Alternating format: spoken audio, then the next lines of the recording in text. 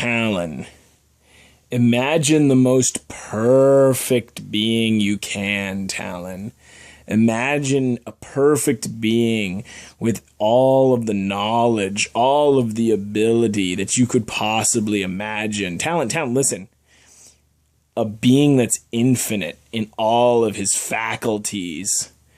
Now, Talon, imagine another such being who has all of these qualities, except he does not have the quality of existence.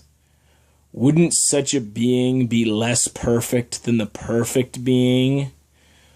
Would it not be the most perfect being only if that being had existence?